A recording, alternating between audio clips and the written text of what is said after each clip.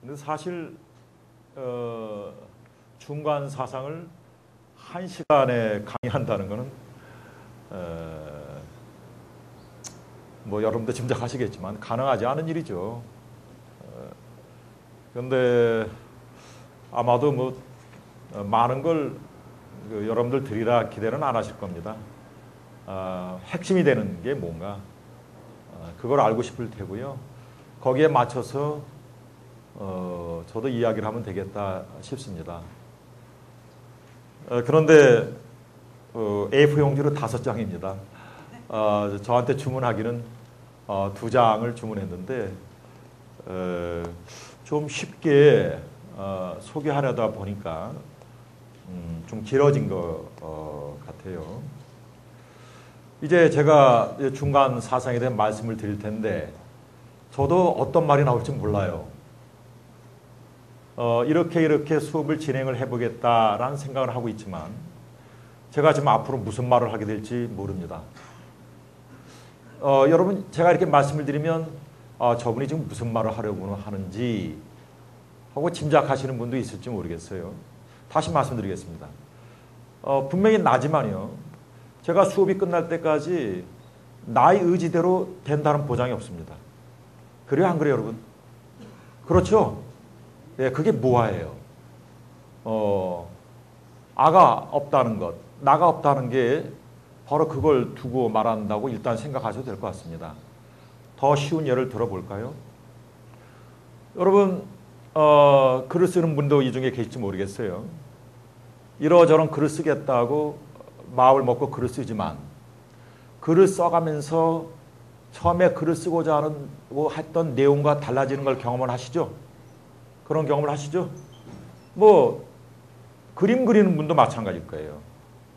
이런 그림을 그리겠다고 하지만 그림 그리고 나서야 내가 이렇게 느꼈고 이렇게 생각했구나 하는 걸 알게 될 겁니다. 글 쓰는 일은 더더욱 그렇다 말할 수가 있어요. 글을 다 쓰고 나서야 내가 이렇게 느꼈고 이렇게 생각했구나. 아마 이 강의 1시간을 끝나고 나서야 내가 여러분들을 마주 대하면서 이렇게 느꼈고 이렇게 생각했고 이런 말을 했구나. 이렇게 중간 사정이 전달됐구나 하고 그때 가서야 알게 될 겁니다. 그렇죠? 여러분들의 삶도 아마 그럴 겁니다. 여러분들이 죽을 맞이했을 때 여러분들의 일생을 되돌아보면서 나의 삶이 이랬구나. 분명히 자기가 살아온 삶인데도 나중에 한번 정리하면서 이게 나였구나 하게 됩니다. 근데 사실 그 나는 또 변해가겠죠. 더 훗날 되돌아보면 또 이게 나였구나 하고 변해갈 겁니다. 그러니 그런 거 보면 분명히 나의 삶인데도 나의 의지대로 되지 않는다는 것을 여러분들 잘 알 거예요. 그 나의 의지로 되지 않는 나의 전체의 모습을 두고 무아라고 말할 수가 있겠습니다. 따라서 무아라는 것은 공이라는 것은 나가 전혀 없다는 것이 아니라 나의 의지대로 나의 모습을 꾸려나갈 수 없다는 것. 내가 나중에 되돌아봤을 때 이게 바로 나였구나 하고 전체에 나가 들어왔을 때 그걸 두고 무아라 하고요. 그걸 두고 공성이라고 한다고 생각하시면 됩니다. 그럼 너무 쉬워서 여러분들 반발이 일어날지 모르겠습니다. 너무 쉬워서 아니 세상에 그 어려운 반야심경이 바로 공성을 두고 이야기하는 건데 이게 뭐란 말인가 하고 생각하신다면 이제 이 글을 보면서 확인하는 작업을 해 나가 보겠습니다. 중간 사상은요 용수의 중론에서 비롯된다고 말할 수가 있죠. 그러니까 중론만 중간 사상이라고 말할 수 있는 건 물론 아닙니다. 용수가 중론을 작성한 이후 그 이후에 여러 그 철학자들, 논사들이 중론의 주석을 하게 되면서 중간 사상의 발전에 가게 되지요. 그걸 모두 중간 사상에 말할 수가 있습니다. 특히 중간 사상은 티베트 불교 때문에 더 알려지게 됐죠. 용수 중론의 중간 사상의 전통은 티베트 불교가 잘 계승하고 있다고 말할 수가 있고요. 그래서 그런지 그 오늘날 티베트 불교에서도요 유가사지론 같은 유식 논소에 유식 사상을 담았으면서도 중간 사상으로 다 포괄하게 됐죠. 그런데 사실은요, 이 중론에서 비롯되는 중간 사상은 티베트 불교의 중간 사상만 이어지는 것이 아니라 유식 사상에도 그대로 중간 사상에 담깁니다. 여러분 이 점을 잊지 마셔야 될 겁니다. 유식 강의도 들어보셨을 테지만 유식 사상은 이미 용수 중론의 중간 사상을 담고 있다 생각하시면 됩니다. 그리고 여러분들이 중간 사상을 공부한다 그러면 꼭 중론만을 공부할 필요는 없고요. 유식 논소를 공부해도 중간 사상을 공부하게 되고 티베트 불교를 공부해도 중간 사상을 공부해야 된다고 생각합니다. 하지만 모든 근원지가 그렇듯이 그 사상의 발언을 가장 잘 보여주겠죠. 중론도 말입니다. 그래 용수의 중론만을 간단하게 살펴보겠습니다. 거기 페이퍼를 보시면 제가 마음의 평화 얻기라는 부제를 달아놨죠. 모든 불교가 그렇지만 용수의 중론도 역시 여러분들의 마음을 평화롭게 하기 위한 논서라고 말할 수가 있습니다. 그래 나가면서 그 말의 의미를 더 살펴보도록 하고요. 첫째, 용수와 중론에서 이러저러한 내용들이 나와 있죠. 어떻습니까? 이거 제가 읽어봐야 되겠습니까? 다들 아시지 혹시 아세요? 그래도 한번 읽어볼까요? 예, 용수는 남인도에서 살았던 사람이다. 인도의 이름은 나가르주나. 나가는 용이고 아르주나는 나무의 일종이기에 중국에서 용수라고 불렀다. 반야경, 화엄경 등 대승경전의 사상을 간결하게 잘 정리해서 대승불교의 기초를 놓은 분입니다. 라고 해놨습니다. 이른바 중간학파라 불리는 대승불교의 중간학파, 한학파에서는 용수의 작품들을 해석하고 용수가 말하는 연기와 공과 중의미를 심화하면서 세를 확장해 나갔습니다. 고구려의 승랑을 비주로 삼는 중국의 중간학파인 삼론종에서도 용수의 중론 12문론, 그의 제자 성천의 백론을 의지해서 중국식의 중간학을 전개해 나가기도 했습니다.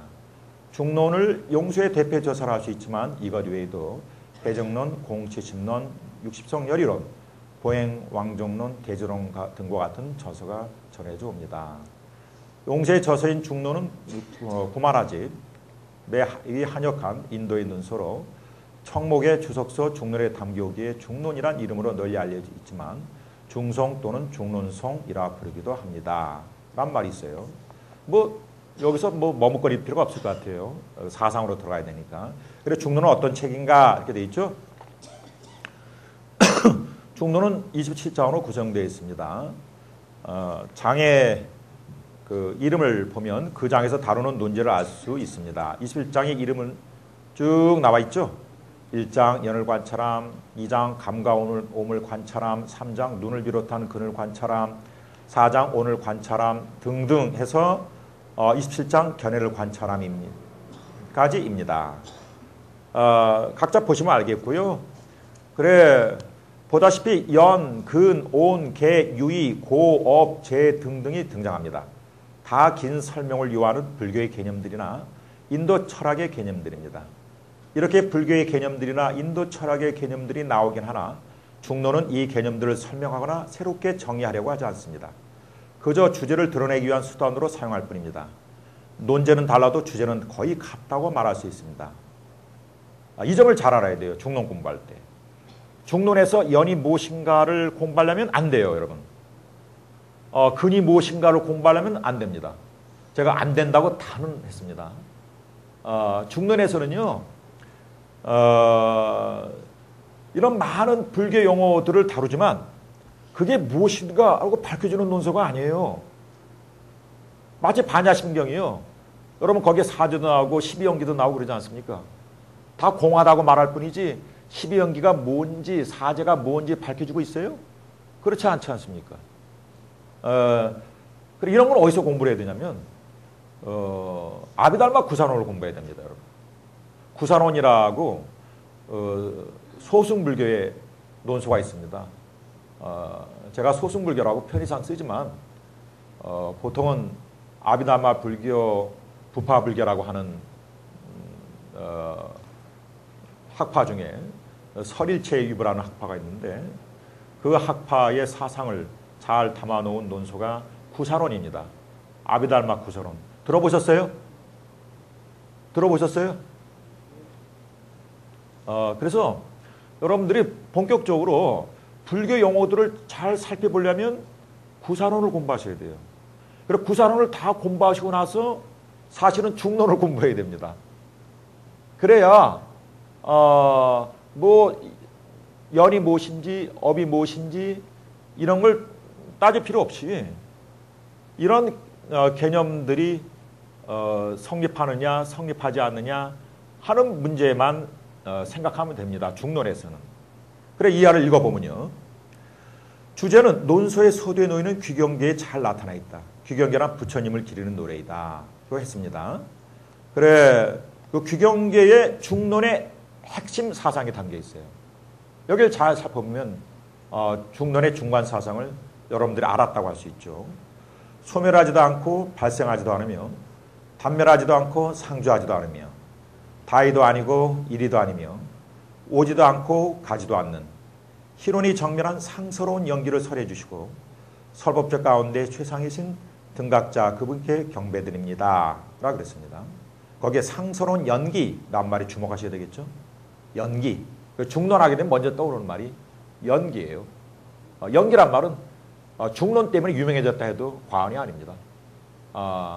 그래 연기가 무엇인지 이제 살펴보게 될 테지만 그 말에 주목을 하셔야 돼요. 근데 재밌게도 앞에 뭐가 붙었죠? 희론이 정멸한이라고 그랬어요. 희론이 정멸한. 그리고 희론이 정멸한 앞에 8가지 부정이 나오죠. 그 8가지 부정이 희론이 정멸한 상태라고 말할 수가 있었는데 이제 더 살펴보도록 합시다. 연기를 보여주는 앞에 두 행은 이른바 8부이다. 8가지 부정이라고 그래서요. 보통 8부 그래요. 어떻게 8가지 부정이 되죠? 예, 넘어가서 불생, 불멸, 불상, 부단, 불일, 불의, 불례, 불출. 이렇게 8가지죠? 그걸 앞에서 제가 이제 우리말로 번역을 해놨습니다. 그런데 이 8가지의 부정은 2가지의 부정, 곧 있음과 없음에 대한 부정으로 귀결됩니다. 결국 있음과 없음으로 귀결됩니다. 그러므로 중론의 모든 장은, 모든 품은 있음과 없음에 대한 부정을 담고 있다고 말할 수 있습니다. 있음과 없음에 대한 부정은 흔히 있지도 않고 없지도 않다는 문장으로 말해지곤 합니다. 모든 부정은 8가지 부정으로 귀결되고 이 8가지의 부정은 2가지의 부정, 곧 있음과 없음에 대한 부정으로 귀결되는 것입니다. 있음과 없음에 대한 부정은 다시 있음에 대한 부정으로 귀결됩니다. 따라서 있음의 의미를 알면 그렇게 어렵지 않게 8가지의 부정을 이해할 수 있습니다. 자, 하나로 귀결되네. 뭐가 귀결되죠? 있음, 있다 하는 게 뭐냐? 있지 않다가 공이죠. 공성이에요. 공이라는 거예요. 그러면 있다라는 것을 여러분들이 알아야 돼요.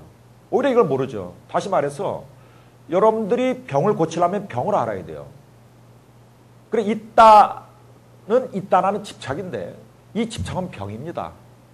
그래 오히려 여러분들은 마음의 병을 모르기 때문에 마음의 병을 고치지 못하는 거예요. 그래 여러분들 공성을 이해하려면 일단 여러분들이 집착을 알아야 돼요. 내가 있다는 집착을. 여러분 암경 보신 분들은 알겠지만 우리 석가모니 부처님께서는 굉장히 번뇌에 대해서 이야기를 많이 하십니다. 번거로울 정도로요. 그 번뇌 이름들이 굉장히 많아요. 뭐 굉장히 많지는 않겠지만 왜 이렇게 번뇌 이름들이 많은가 하고 당혹스러워 할 겁니다. 그런데 이제 불교하는 분들이라 여러분들을 잘 이해하실 거예요. 마음의 병들을 여러분들 조금이라도 알아가는 분들은 마음의 번뇌를 헤아릴 때 그렇게 복잡하게 느껴지지 않습니다. 마음을 단순하게 보는 사람들은 그런 것들이 다 번세해 보이지만 자기 마음의 병으로 오는 괴로움을 조금이라도 느끼는 분들은 내가 정말 번뇌라는 마음의 병들이 많구나 하고 해서 번뇌의 어떤 마음의 번거로움을 느끼지 않아요. 오히려 지금 제가 이 말을 하는군요. 여러분들이 먼저 마음의 병, 특히 있다는 집착을 잘 알아야 된다는 거죠. 그럴 때 있다는 집착이 타파된 상태인 공성을 여러분들이 알게 되는 거예요. 그렇지 않겠어요? 그래서 여러분 공성을 안다는 건 쉬운 게 아니에요. 단순히 머리를 이해하는 게 아니겠죠. 공성을 가장 잘 아는 상태가 어떤 게 있습니까? 여러분들의 모든 번뇌가 꺼졌을 때, 그때 여러분들이 가장 공성을 잘 안다고 말할 수가 있겠죠. 그렇지만 번뇌를 조금씩 꺼져 들어가면서 그때마다 여러분들은 공성을 맞추시게 되겠죠. 그죠? 이 번뇌가 없어지면 이 번뇌가 공한 상태를 여러분들이 마주치게 되는 겁니다. 그렇기 때문에 중론이라는 논설을 이해할 때 여러분들은 있다는 집착을 타파하고자 하는 용수의 노력을 알아야 돼요. 그리고 있다는 집착은 단순히 글을 읽는 데서 오는 것이 아니라 여러분들이 부단히 생각해보고 무엇보다도 사마타 수행을 해야 됩니다.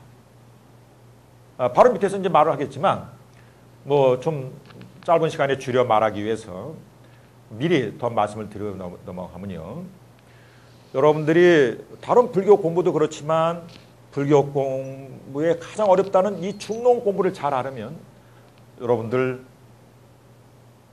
좌선을 하셔야 됩니다. 좌선을 하셔야 돼요. 자, 개정의 사막이란 말은 잘 들으셨을 텐데 거기에 정해 이런 말이 있죠. 또 문사수 삼해란 말 들어보셨어요? 문해, 사해, 수해란 말 들어보셨습니까? 여기 적을 때는 없군요. 문사수 삼해를 잘 아셔야 돼요. 문해, 그 해가 있죠? 해가 뭐죠? 해가 반야죠. 해와 반야는 똑같은 말이에요. 해는 의역어고 반야는 음역어잖아요. 그죠? 여러분 라디오 음역어예요, 의역어예요? 소리를 번역한 말이잖아요. 라디오죠, 라디오. 발음이 잘 안 되네. 라디오 우리말로 소리를 번역한 거잖아요. 테레비 소리를 번역한 말이죠. 이런 걸 음역어라 그래요. 그럼 반야는 브라즈냐 하는 산스크리트 원어를 음역어를 한 거죠. 음을 번역한 거잖아요. 뜻을 번역하면 뭐가 돼요? 해, 지혜 있죠? 지혜가 되는 거죠. 문해할 때 해는 지혜입니다. 그럼 문해는 어떤 거예요? 들을 문자죠? 들어서 생기는 해요. 여러분 지금은 어떤 해를 형성하고 있죠, 지금? 문해를. 여러분도 지금 반야를 쌓는 수행을 하고 있는 거예요. 이것도 수행이에요, 여러분. 그래, 법문을 많이 들으셔야 됩니다. 제 법문은 그다지 훌륭하지 않기 때문에 한 번만 들으시면 되지만 곳곳에 찾아가면서 스님들의 법문을 자주 들으셔야 돼요. 그러면 여러분 뭐가 길러져? 문해가 길러지지. 들어서 생기는 해를 문해라 그래. 그것도 반야예요, 여러분. 그 다음에 듣기만 하면 돼요? 항상 남의 말대로만 따라가게 되잖아. 그게 긴가 민가 의심을 해야 돼. 제대로 된 건가 아닌 건가? 저 박 선생이 저렇게 말하는데 저 진짜야? 아니야? 따져 물어서 혼자 생각하는 해가 뭐죠? 사해예요, 사해. 혼자 스스로 생각해서 형성하는 해를 사해라 그럽니다. 생각할 사자를 쓰잖아요. 지금도 생각을 하겠지만 여러분 집에 들어가서 가만히 조용하면서 좌선을 하면서 생각하게 되면 사해가 더 깊어지겠죠? 마지막에 나오는 게 뭐예요? 수해지. 숫자 무슨 숫자죠? 닦을 숫자입니다. 수해는 그럼 뭐겠어요? 바로 지금 말씀드렸죠. 사마타와 위파사나를 두고 하는 이야기. 사마타 의역하면 뭐가 되죠? 지. 위파사나 의역하면 관. 지관이란 말 많이 들었죠? 지와 관. 마음을 고요하게 하는 게 지고요. 마음을 잘 살펴보는 게 관이에요. 지관. 지관을 닦아서 형성되는 해가 무슨 해? 수해입니다. 그래서 결국 뭘 잘해야 되는 거야? 수해를 해야 돼요. 문해로 출발했잖아요, 여러분. 들어서 지금 해가 생기고 있죠? 잘 웃는 분들이 있어요. 내가 말할 때마다. 나랑 지금 잘 영합하는 거지. 알겠다. 박 선생님 그래도 말을 잘해주는구나. 그래서 더 희열을 느끼는 거죠. 그게 문이에요. 아, 이제 와서 웃는 사람들이 있습니다. 좀 늦었어요. 지금 내가 인정하기엔 좀 늦었습니다. 빨리 웃어주셔야지. 그 다음에 나가는 게 뭐라 그래요? 사회. 지금 생각해 볼 수도 있고요. 집에 가면서 버스 안에서 전철 안에서 박 선생의 모습을 생각하면서 그 말이 진짠가 거짓말인가 생각해 볼 겁니다. 그럴 때 나름대로 형성되기 시작하는 해가 사회예요. 그런데 여러분 주변이 시끄러우면 생각이 잘 돼요? 주변이 고요해야 생각이 잘 돼요? 옆에 막 공사를 막 시끄러워. 그럼 생각이 잘 돼요? 공부 잘 안 되죠? 그 조용히 하라 그러죠? 자, 여러분들의 마음도 시끄러울까 안 시끄러울까? 시끄럽죠. 아, 지금도 그렇잖아. 앉은 지 얼마 됐다고 지금 엉덩이가 들썩들썩 하면서 집에 가고 싶은 사람 있을 겁니다. 아이, 토요일날 오전에 괜히 왔다. 어젯밤 술 많이 마셨는데 집에서 퍼져 잘걸. 뭐 이런 분들 없겠지만. 그러면 벌써 마음이 시끄러운 거예요. 그걸 산란하다 그래요. 그런데요, 보통 사람들은 자기가 얼마나 산란한지 잘 몰라. 마음을 한 군데 다 모아보려고 노력을 해보면 내가 정말 시끄럽구나. 그걸 산란하다 그래요. 산란함이 가라앉는 상태를 뭐라 그러죠? 정이라 그래요. 정. 그걸 산매라 합니다. 산매와 정은 똑같은 말이에요.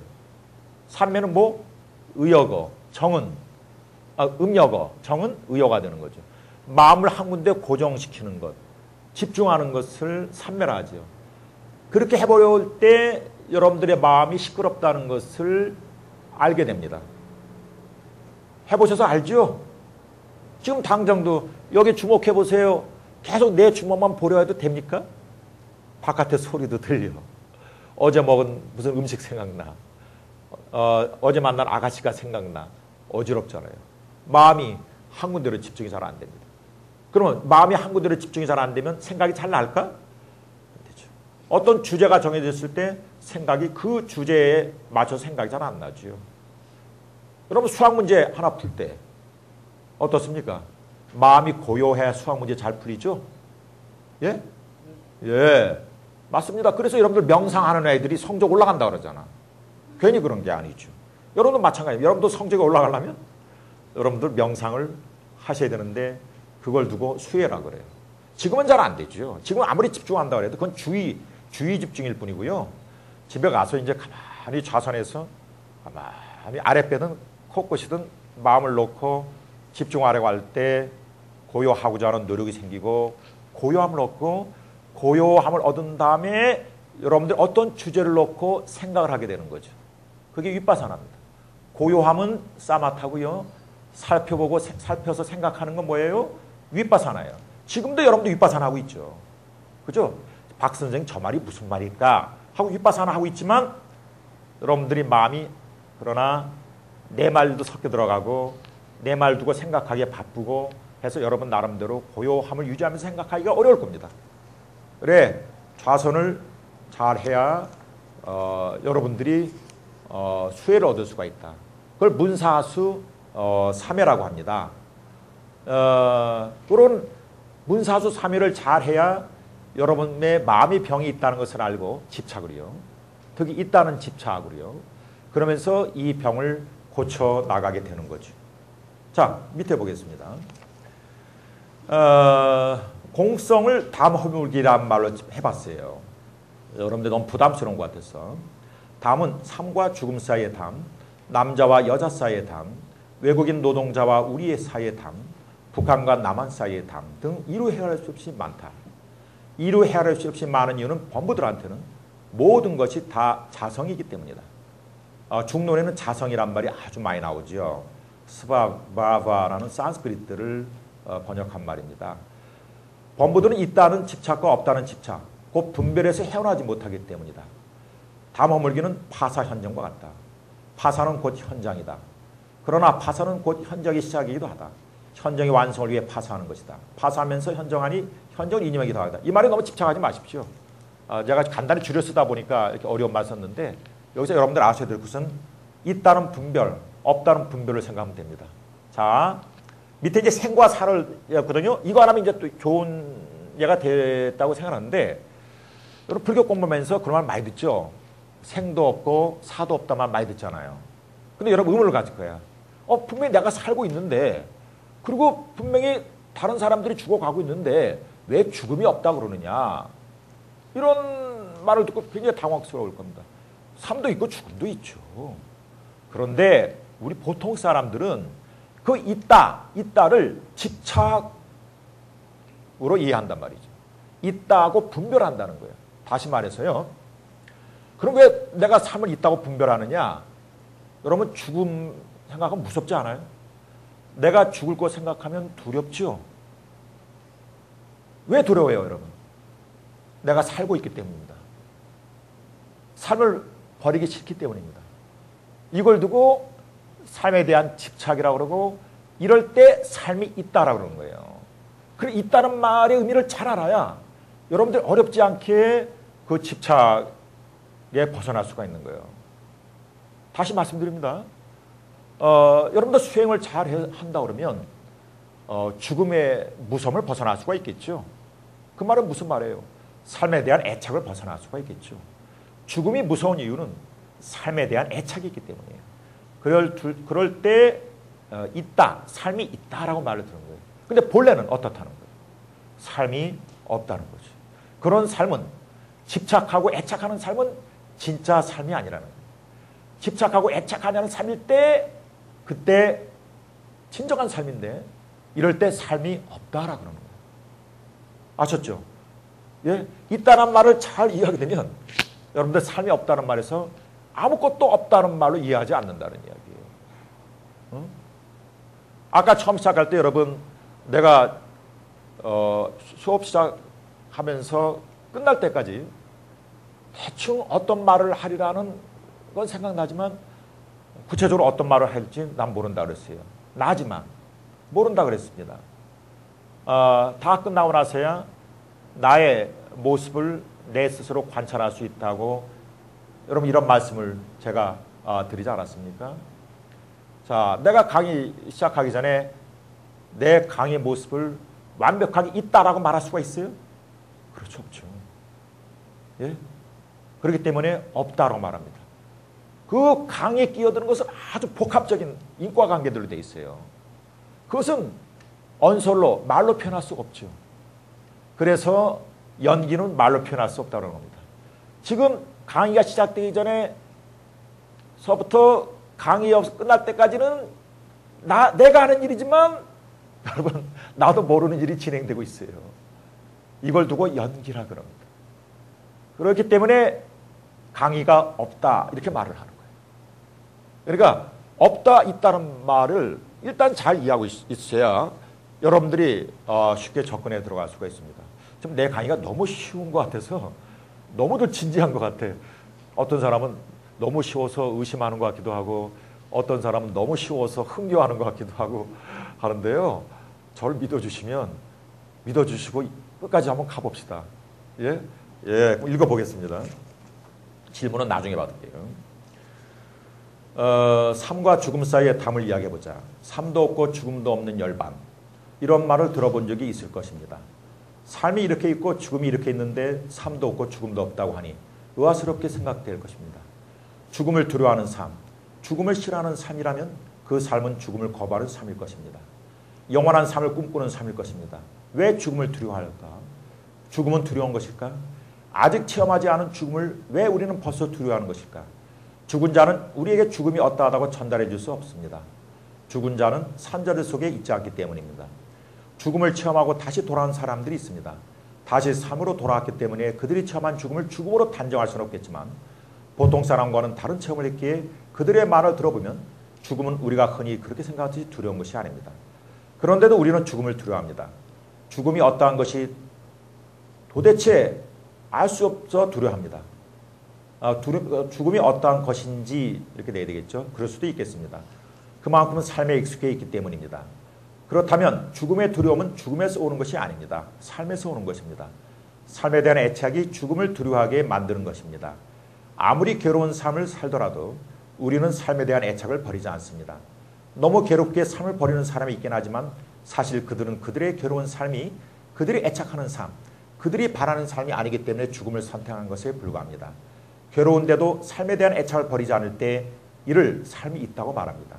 이렇게 삶이 있을 때 이 삶에 맞서 죽음이 있다고 말합니다. 그러나 생각해보면 죽음이 한 점 들어있지 않은 순수한 삶은 있지 않습니다. 모든 삶에는 이미 죽음이 들어와 있습니다. 이미 들어와 있는 죽음을 받아들인 삶, 이때 삶이 없다고 말합니다. 이렇게 보면 삶도 없고 죽음도 없는 열반은 삶을 부정하거나 죽음을 부정하는 것이 아님을 알 수 있습니다. 오히려 생사유예하는 삶의 이면이 해탈하는 삶입니다. 삶에 대해 생사윤회하는 삶이 아니라 생사윤회에서 해탈하는 삶입니다. 이런 점에서 분명 삶은 있다, 삶은 없다고 말할 때는 생사윤회하는 삶이 없다고 말하는 것이요, 삶이 있다고 할 때는 생사윤회에서 해탈하는 삶이 있다는 것입니다. 있다와 없다가 전혀 다른 뜻으로 둔갑하고 있다는 것을 알 수 있습니다. 그래서 중론 관열반품에서 윤회는 열반과 어떤 차이도 있지 않네, 열반은 윤회와 어떤 차이도 있지 않네 하고 노래하는 것입니다. 막상 또 글 읽어보니까 어렵죠. 그렇지만 여러분 이 말을 기억하시면 됩니다. 죽음을 두려워하는 삶은 죽음을 두려워하는 삶은 애착하는 삶이라고 그랬습니다. 그럴 때를 두고 삶은 있다라고 표현하는 것입니다. 다 이렇게 돼 있죠. 보통 사람들의 삶은요, 다 있다로 돼 있습니다.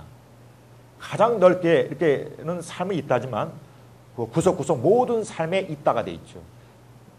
사람이 있다, 책상이 있다, 컵이 있다, 시계가 있다, 집이 있다. 보통 사람한테 있다는 다 집착으로 나타난다는 것인데요. 이제 그것까지 이제 가려면 조금 어려운 일이 남아 있겠죠. 일단 여러분들이 죽음을 두려워하는 삶, 애착하는 삶을 두고 삶은 있다라고 한다. 이럴 때 있다라는 의미를 이해해야 집착하는 있다의 의미를 여러분들이 알 수 있다. 이렇게 삶이 있는 사람은 죽음이 있죠. 죽음이 있습니다. 그렇다면 어떻게 되죠? 삶과 죽음이 대립이 되겠죠? 삶은 오로지 삶이고 죽음은 오로지 죽음입니다. 여러분 태어나자마자 이미 죽어간다는 말로 들어갈 거예요. 그죠? 그렇기 때문에 언젠가 여러분들은 조금씩 늙어가면서 죽음을 맞이하는 것인데도 우리는 순수한 삶을 추구합니다. 죽음이 들어와 있지 않은 삶을 추구하죠. 예? 삶에 대한 애착 때문에. 그래야 죽어서도 영원히 살고 싶어하는 사람들이 있어요. 그걸 두고 뭐라 그러지? 영생이라고 그래요. 영생이란 말은요, 애착하는 삶의 가장 좋은 표현이라고 말할 수가 있죠. 다른 종교 이야기는 내가 하지 않겠습니다. 불교에서는 영생을 말하지 않죠. 생사윤회를 말을 하죠. 생사윤회를 말하는 까닭은 열반을 얻기 위해서 말을 하는 거죠. 그러한 열반은요, 삶을 버린 그러한 열반이 아니에요. 바로 생사윤회 속에 있는 열반입니다. 이 말의 의미는 말은 쉽지만 조금 어려웠기 때문에 조금 진도가 나가야 되는데 일단 그 점을 잘 생각해야 돼요. 삶이 있다고 하게 되면 죽음이 있다가 하게 된다. 그럴 때 삶과 죽음은 대립하게 된다. 그러나 삶 속에 이미 죽음이 들어와 있고 한다면 순수한 삶이 있다라고 말할 수가 없다. 죽음을 이미 삶 속에서 여러분들은 받아들이고 있고 그렇기 때문에 받아들여야 된다. 그래야 여러분들이 마음의 평화를 얻을 수 있다. 이런 정도로 정돈하시면 될 것 같아요. 넘어가겠습니다. 삶과 죽음, 남쪽과 북쪽, 외국인 노동자와 우리, 여성과 남성 이런 분별들은 어디서 오기에 이런 분별들에 사로잡혀 우리는 욕망에 젖거나 증오하거나 원한을 품는 것일까? 이런 분별들, 이런 집착들의 근원은 나에 대한 집착, 아집입니다. 아집. 그리고 나에 대한 집착은 이습에 대한 집착의 또 다른 얼굴입니다. 이습에 대한 집착을 보는 즉시 우리는 열반으로 들어가게 됩니다. 이습에 대한 집착을 끊는 즉시 우리는 더 깊은 열반으로 들어가게 됩니다. 이습에 대한 집착을 사로잡혀 탐하고 증오한다면 우리는 생사윤회의 흐름을 타는 것입니다. 이를 순리라고 합니다. 그러나 생사윤회를 보고 끊는 순간 우리는 생사윤회의 흐름에 역행하게 됩니다. 이를 역류라고 합니다. 순리하는 삶과 역류하는 삶은 따로 있는 것이 아닙니다. 순리하는 삶 즉 역류하는 삶이다. 이를 번뇌 즉 열반이라고 했습니다. 자, 중론에 들어가기 전에 이렇게 또 살펴봤는데 이제 있다는 집착을 다르게 또 생각을 해봤죠. 아집, 나에 대한 집착. 이런 분별이 있기 때문에 모든 부정적인 정서가 나오는 거죠. 증오, 원한, 질투, 시기 이런 것들 밑바닥에 뭐가 흐르고 있다? 나에 대한 분별, 나에 대한 집착이. 한마디로 나가 있다는 책입니다. 있다는 집착 나갔지 않습니까? 나에 대한 집착도 결국은 있다는 집착으로 표현할 수가 있죠. 이걸 대수물교에서 뭐라 그러죠? 법집이라고 합니다. 법집. 들어보셨죠? 예. 나에 대한 집착은 아집인데요. 사실 따지고 보면 나에 대한 집착도 나가 있다는 것에 대한 집착이죠. 그 있다는 것에 대한 집착이 법집입니다. 중론은 따라서 반야심경과 함께 법집을 타파하고자 하는 겁니다. 있음에 대한 집착. 자, 쉬운 말이지만 여러 말들이 나오기 때문에 정리하기 어려울 수가 있겠지만 중론에 들어가서 보면 좀 더 정리가 되리라 생각합니다. 아름다운 노래, 가는 사람은 가지 않네, 가지 않는 사람은 가지 않네. 참 이상한 말이 나왔습니다. 가는 사람은 가야 한다 그랬는데 가지 않는다 그랬습니다. 중론 관거래품에 나오는 내용이에요. 중론은 27품이 있지만 용수 자체가 그렇게 말씀하셨듯이 관거래품이 중심이 되는 장입니다. 중론은요, 관거래품 한 장만 공부하면 돼요. 어차피 어품을 두져 봐도 업에 대해서 이야기하지 않습니다. 업이 없다고 말해요. 그게 끝이에요, 여러분. 에? 금품을 찾아봐도 어떻게 돼요? 근이 없다. 공하다고 말할 뿐이에요. 따라서 여러분들 관거래품을 공부하게 되면 뭐 불교에 대한 상식이 없어도 관거래품 할 수가 있습니다. 뭐 말했듯이 간다 온다 이것만 이해하면 되는 거니까요. 그래서 관거래품만 잘 공부하면 중론 공부 잘 하신 건데요. 그중에서도 지금 책한 개성을 여러분들이 공부하게 되면 관거래품을 잘 공부했다고 말할 수가 있죠. 중론에 들어갈 준비가 되었으니 이제 중론에서 한 장을 골라 그 맛을 보아야 하겠습니다. 중론은 27장 모두 감미롭지만 그 중에서도 제2장인 감가움을 관찰하는 장이 더욱 감미롭습니다. 말 그대로 감가움을 관찰하는 장인데 용수는 여기서 가는 행위, 가는 사람, 갈 곳이 없다는 것을 논증하고 있습니다. 25편의 송 중에서 가는 행위 없음, 가는 사람이 없음, 가는 행위와 가는 사람은 같지도 않고 다르지도 않음을 노래하는 송 넷만 살펴보겠습니다. 먼저 개송 1에 가는 행위의 없음을 보겠습니다. 이미 간 곳을 가지 않네. 아직 가지 않은 곳을 가지 않네. 이미 간 곳과 가지 않은 곳을 떠나 지금 가고 있는 곳을 가지 않네. 이 송을 중론의 주석서에 들어서 다음과 같이 풀이하고 있습니다. 이미 간 곳에는 가는 행위가 없다. 이미 간 곳은 말 그대로 가는 행위가 이미 실현된 곳이기 때문에 가는 행위가 없다. 아직 가지 않은 곳은 말 그대로 가는 행위가 아직 실현되지 않았기 때문에 가는 행위가 없다. 그렇다면 지금 가는 곳, 지금 가고 있는 것에 가는 행위가 있어야 할 것이다. 하지만 지금 가고 있는 것에도 가는 행위가 없다. 왜냐하면 지금 가고 있는 곳이란 이미 간 곳과 아직 가지 않은 곳을 떠나서는 생각할 수 없기 때문이다. 이미 간 곳에도 가는 행위가 없고 아직 가지 않은 곳에도 가는 행위가 없기 때문에 지금 가고 있는 곳에도 가는 행위가 없다. 그러므로 과거, 미래, 현재의 어느 장소에도 가는 행위가 없다. 이게 중론의 주석서가 많습니다. 청목의 주석서, 불호의 주석서, 청변의 주석서, 월칭의 주석서, 쟁쟁한 그 중간 논사들이죠. 그렇지만 어느 주석서 봐도 다 이렇게 돼 있어요. 이 개송에 대해서. 그래, 과거, 미래, 현재 어느 장소에도 가는 행위가 없어. 여러분 또 이런 오해하면 안 돼. 오해하면 안 되죠. 삶이 있는데 왜 삶이 없다 그럴까? 가는 행위가 있는데 왜 가는 행위가 없다 그럴까? 공하다 그럴까?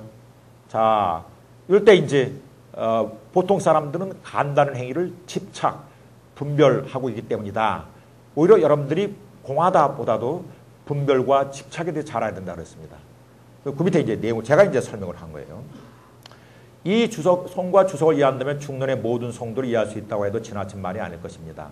중론은 장마다 각각 다른 논지를 언급하고 있지만 설명하고 있지는 않습니다. 가령 온계, 업, 열반, 사제 같은 부처님의 말씀을 언급하고 있지만 이를 설명하고 있지 않습니다. 아까 말씀드렸죠. 부처님의 말씀은 용수가 등장하기 이전 여러 소승 학파들에서 경쟁하듯 주석했었습니다. 용수는 이 여러 학파들이 부처님이 아가 있다는 것을 파하려고 법을 설했다는 것을 알았으면서도 아가 있다는 것을 파하려다 대래 법이 있다는 것을 주장하게 되었다고 보았습니다.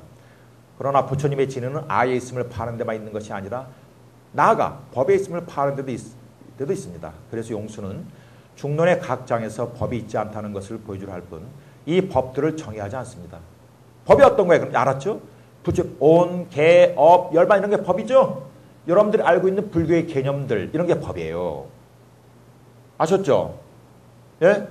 대표적으로 그런 것들이 법인데 그런 것들이 없다는 것을 알게 했다는 거죠. 다시 말씀드리면 소승불교에서는요, 온척에 같은 부처님의 말씀이 있다고 생각했어요. 그 개념이 지시하는 대로 있다고 생각을 했어요. 부처님께서 온척에를 말씀하셨을 때는 나가 없다는 것을 보여주려고, 그저 온척계일 뿐이지, 오온 12처 18계일 뿐이지 나라는 것은 어디에도 없다는 것을 보여주는 것에 불과하지요. 그런데 소승불교에서는 부처님 말씀대로 나는 없지만 뭐는 있다? 온척에 같은 법은 있다고 생각한 거야. 부처님의 위대한 법이니까. 그러나 대승에 오게 되면 그 법도 없다는 게 부처님의 진이다. 반야심경곡에는 뭐 어떤 게 나오죠? 사제, 12연기 이런 게 다 없다 그러죠? 사제도 부처님 말씀이요, 12연기도 부처님 말씀이요, 온척이 다 부처님 말씀이잖아요. 그럼 부처님의 법이 없다, 공하다 말하는 게 반야심경이에요. 법공을 말하는 게. 소승불교에서는 이 법들이 어떻게 있다는 거야? 있다고 생각한 거야. 그러나 대승에서는 이것마저 없다고 하는 게 석가모니 부처님의 진이라고 본 거죠. 아셨죠? 아까 아집의 예로 말씀드린 것을 생각을 하고 계시면 됩니다. 자, 가는 행위가 있다고 집착하는 사람은 이 가는 행위가 이미 간 곳에 있거나 아직 가지 않은 곳에 있거나 지금 가고 있는 곳에 있다고 집착합니다. 좀 더 단순하게 표현한다면 과거, 미래, 현재 어느 때에 하나의 가는 행위가 있다고 생각합니다. 그러나 과거, 미래, 현재 어느 때에도 가는 행위는 있지 않습니다. 과거, 미래, 현재는 이미 서로 의존하고 있는 것이기 때문에 이 중에 어느 하나를 떼어내어 거기에 있다고 집착한다면 안 된다는 것입니다. 아까 삶 속에 뭐가 있어요? 죽음이 있죠? 이미 과거 속에 뭐가 있어? 현재가. 이런 의미로 생각하면 돼요. 그런데 보통 사람들은 과거는 오로지 과거고 현재는 오로지 현재고 미래는 오로지 미래라고 생각한단 말이에요. 현재, 과거, 미래는 상대적인 개념이죠. 하나하나가 고립된 절대적인 개념들이 아니다. 그게 이제 여기서 말하는 의존한다는 의미죠. 이게 연기의 의미예요. 그래, 이제 시간이 벌써 다 돼가는 것 같은데, 이미 간 곳은 이미 지나간 과거의 장소미로 가는 해가 있지 않고, 아직 가지 않은 곳은 아직 오지 않은 미래의 장소이므로 가는 해가 있지 않다고 할 수 있습니다. 그러나 지금 가고 있는 곳은 이미 지나간 것도 아니고 아직 오지 않은 것도 아닌 바로 지금의 장소이므로 이 지금의 장소에는 가는 해가 있지 않겠냐 하는 의문에 용수는 송오에서 이렇게 답합니다. 가장 문제가 되는 게 지금이잖아요. 과거는 이미 지나갔으니까 없잖아요, 여러분. 미래는 아직 오지 않았기도 없죠. 그러나 현재에 가는 행위는 있지 않느냐. 그런 용수는 어떻게 대답하면 지금은 가고 있는 것을 간다고 한다면 두 가는 행위가 있는 오류가 따르는데 그 지금 가고 있는 것을 있게 하는 가는 행위와 또 그것이 있는 가는 행위라는, 간다는 것은 지금 가고 있는 것을 간다는 것입니다. 간다는 애는 이미 지금과 곳이 들어있습니다. 그런데 만약 지금 가고 있는 것을 간다고 한다면 지금 가고 있는 곳에 가는 행위와 간다에 가는 행위가 있게 되어 두 가는 행위가 있게 되고 두 가는 행위가 있게 되어 두 가는 사람이 있게 되는 겁니다. 애초에는 한 사람이 갔는데 이제 두 사람이 가게 되어 오류가 됩니다. 지금 가고 있는 것과 가는 행위가 분리되지 않듯이 가는 사람과 가는 행위 또한 분리되지 않게 됩니다. 자, 그렇죠. 사실 가는 사람이 간다 이런 표현을 쓰지 않아요, 여러분. 용수가 일부러 그런 말을 만들어낸 거죠. 무슨 말이냐면 여러분들이 간다 할 때 그 간다는 말대로 간다는 사태가 있다고 생각한다는 거죠. 아까 강의를 생각하셔야 돼요. 강의, 나 이럴 거라 강의, 이렇게 강의가 있다고 생각하지만 강의가 전개되면서 어떻게 수없이 많은 요인들에서 바뀌어가죠. 그런 것들은 내가 일괄적으로 강의란 말로 표현할 수가 있겠어요? 예? 다양한 요인들이 내가 일방적으로 규정한 강의의 내용이 될 수가 없습니다. 강의가 진행되면서 많은 부가적인 요인들이 들어오면서 강의의 내용들을 이루죠. 당장 내 자신이 그렇지만 여러분들의 반응도 그렇잖아요. 강의 내내 여러분들이 집중해서 들으라 하는 나의 기대가 무너질 수도 있는 거고, 하면서 여러분들이 좋게 반응해서 환히 막 떠드는 웃음소리가 날 수도 있는 거고, 또 갑자기 느닷없이 질문하는 사람이 생겨서 날 당혹하게 할 수도 있는 거고, 이거는 개연적으로 내가 이러하다고 말하실 뿐이지 있다라고 말할 수 있는 게 아니죠. 예? 그런데 그거를 강의가 이러하다고 강의란 말로 내가 생각하는 대로 규정할 수 있느냐 말이야. 안 되죠. 그렇듯이 가는 사람도 그렇다는 거예요. 내가 생각하는 대로 가는 사람 이렇게 규정할 수 있느냐? 그렇지 않다. 그래서 용수는 뭐라면 가는 사람은 가지 않는다라는 표현을 쓴 거예요. 가는 사람이 간다면 두 가지 감이 있게 됐죠. 가는 사람이 간다 그러면 두 가지 가는 행위가 있게 되잖아요. 가는 사람의 가는 행위와 간다 할 때 가는 행위.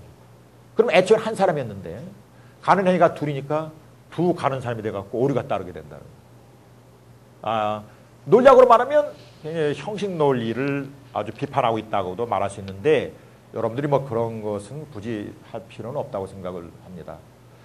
어려우니까 표현이 어려우니까 좀 더 쉬운 예를 하나 들면요. 여러분 슬퍼하는 마음이 일어날 수가 있죠. 그럴 때 뭘로 표현해거든?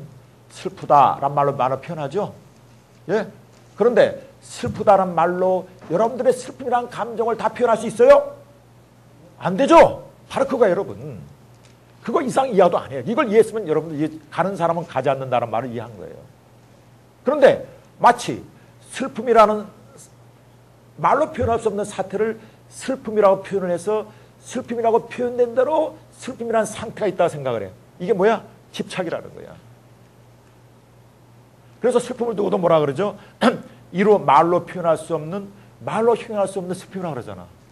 그럴 때 공허하다는 거예요. 따로 슬픔은 뭐예요? 공허한 거예요. 그리고 슬픔이 없다는 뜻이 아니죠? 됐습니까? 제가 전달하고 싶은 말이 막 일어납니다. 표정들이 이제 밝아졌어요. 이대 와서는 다들 한 번씩 슬퍼했기 때문에 이 말을 이해하시는 것 같아요.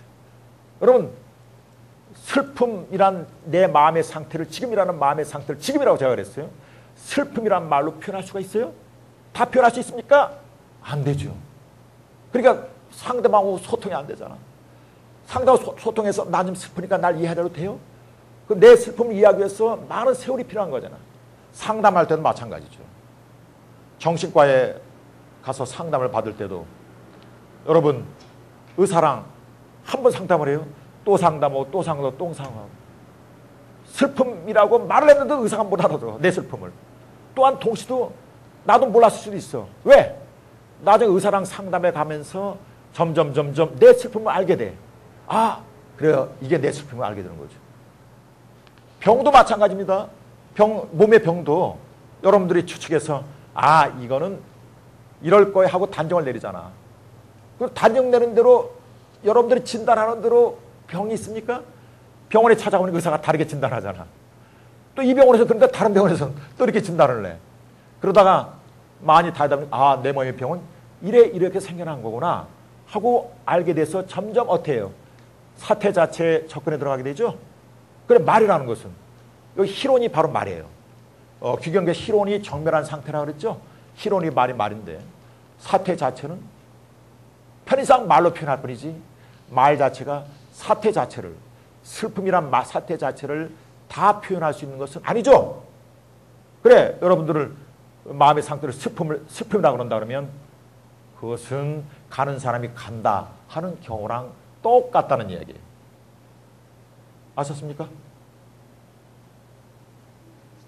접수가 되셨는지 모르겠습니다. 그러면 이제 넘어가서요. 마지막으로 가령 이게 없어요. 가령 밑에서 하나, 둘, 셋, 넷, 다섯, 아홉째 줄이에요. 가령 가는 사람은 갈 때 사람이고 먹는 사람은 먹을 때 사람이고 가는 사람은 자는 사람은 잘 때 사람입니다. 가는 행위, 먹는 행위, 자는 행위 이전에 사람이 먼저 있어서 이 사람이 가거나 먹거나 자거나 하는 것이 아닙니다. 가거나 먹거나 자거나 하기 이전에 사람이 있다면 이 사람은 어떤 사람일까요? 아무 행위도 하지 않는 사람은 도대체 어떤 사람일까요? 이렇게 어떻게 해도 그려볼 수 없는 아무 내용도 없는 공허한 사람을 먼저 두고 이 사람이 가거나 먹거나 자거나 하는 행위로 그때그때 채워진다고 한다면 어떻게 이런 일이 가능하겠습니까? 공허한 동일한 사람은 사실 어떤 내용도 거부하는 사람입니다. 동일한 사람을 그대로 동일하게 유지하려면 그 동일함 이외에 다른 내용이 들어오면 안 됩니다. 가거나 먹거나 자거나 하는 다른 행위로 채워진다면 이 동일한 사람은 더 이상 동일한 사람이 아니어서 애초에 그 동일한 사람과는 완전히 다른 사람이 됩니다. 이렇게 완전히 다른 사람이 된다면 동일한 사람이 그때 그때 다른 내용으로 채워진다고 말해서는 안 됩니다. 하고 제 해석을 보여드렸습니다. 물론 이런 내용이 용수의 다른 중론품에도 나오죠. 자, 내가 간다 할 때 그 나가 뭐예요, 여러분? 자, 내가 간다, 내가 먹는다, 내가 싫어한다, 쫙 나올 수 있죠. 나는 항상 동일하잖아요, 여러분. 그죠? 그래서 동일한 나니까 딱 떼어놓고 생각할 수가 있어요. 딱 떼어놔봐, 그 순간에. 그 나는 아무 내용도 없는 나잖아요. 그 나가 뭐예요? 서양철은 이 병에 크게 오랬습니다. 오랫동안에. 여러분, 이게 단순한 말이 아닙니다. 서양철은 이 공허한 아무것도 없는 나의 개념에, 내용 없는 개념에 수많은 세월 동안 빠져왔어요. 거기에 신이라는 이름이 있습니다. 신은 서양의 철학이 다 그런 건 아니지만, 서양 철학의 신 개념도 발달해 왔지만, 그리고 긍정적으로 우리가 받아들일 것도 있지만, 대체로 공허한 신의 대부입니다. 이야기가 좀 확장됐죠. 전 마지막으로 딱 정리하면 이렇습니다. 예를 들어서 어렸을 때 여러분 또 여러분이죠. 지금의 여러분도 여러분이죠. 어제 여러분도 여러분이죠. 자, 그러면 여러분 바로 그 나가 동일한 나가 있는 것 같아. 그리고 그 동일한 나가 또 죽을 때의 나인 것 같아. 벌써 여기서 달라지죠. 죽을 때 되면 그 나의 모습은 또 바뀌었으리라 이렇게 생각하잖아요, 여러분. 그런데 여러분들은 알면서도 동일한 나를 끝없이 그려요. 왜? 이미 태어날 때부터 무시시려로 받은 아집이라는 습기가 있기 때문이에요. 거기서 온갖 분별과 온갖 부정적인 정서, 미움, 증오, 애착, 질투, 원한, 시기 이런 것들이 일어나게 됩니다. 따라서 여러분들이 있다. 동일한 무엇이 있다. 이걸 중도의 자성이라고 그러거든요. 이걸 여러분들이 벗어날 수 있을 때 여러분들은 평화로움을 얻겠죠. 이 과정은 긴 과정을 요구합니다. 잘 들으셔야 되고요. 독서를 잘 하셔야 되고 잘 생각해 보셔야 되고요. 또 무엇보다도 사마타 수행을 해야 됩니다. 여러분들의 산란한 마음을 고요하게 가라앉히는 수행을 해야 됩니다. 그래, 걸을 때 이제 그냥 걸으시지 마시고 사티 수행을 하면서 걸으십시오. 사티 하면서요. 발 하나하나 걸을 때 왼발의 느낌을, 오른발의 느낌을 가져가면서 여러분들의 마음을 고요하게 할 때 여러분들은 평화를 얻어가면서 그 평화람 속에서 사색을 하면 올바르게 공함을 얻을 수 있을 것 같습니다. 한 번에 많은 이야기를 말씀드리느라고 제 욕심이 지나쳐서 저도 아집이 가득 차서 여러분들을 불편하게 한지 모르겠습니다. 감사합니다.